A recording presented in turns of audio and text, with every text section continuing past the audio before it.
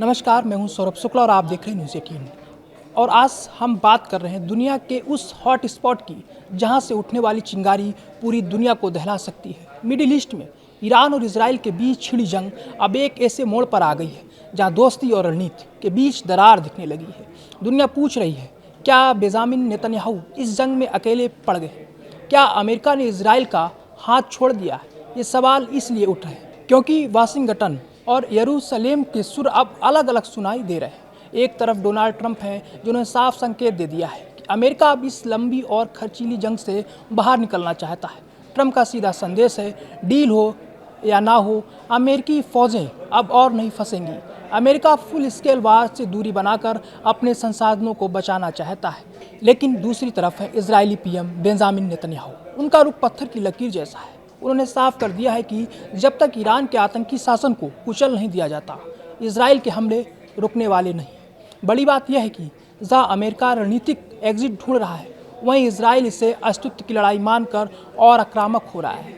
आखिर अमेरिका पीछे क्यों हट रहा है? इसके पीछे 3 बड़े कारण हैं। घरेलू राजनीति।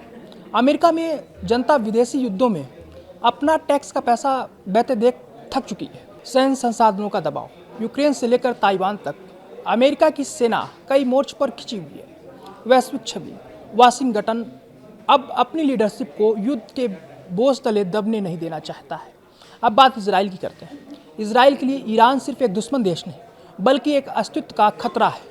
नेतन्याहू जानते हैं कि अगर इस वक्त ईरान के सैन्य ढांचे को ध्वस्त नहीं किया गया तो भविष्य में इजराइल की सुरक्षा खतरे में पड़ जाएगी। इजराइल के लिए पीछे हटने का मतलब है अपनी हार स्वीकार करना, जो नेतन्याहू की राजनीति और इजराइल की रक्षा नीति दोनों के खिलाफ है।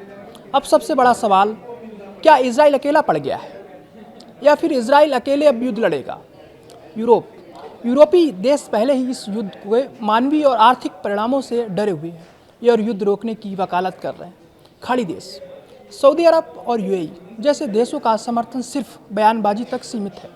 वे ईरान से सीधी दुश्मनी मोल लेने के मूड में नहीं।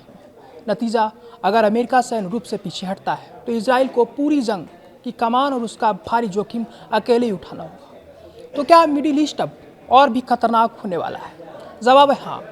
अमेरिका डी एस्केलेशन की राह पर है और इजराइल आर पार के मूड में है। इस रणनीतिक दरार का फायदा ईरान उठा सकता है, जो जवाबी हमलों की तैयारी में है।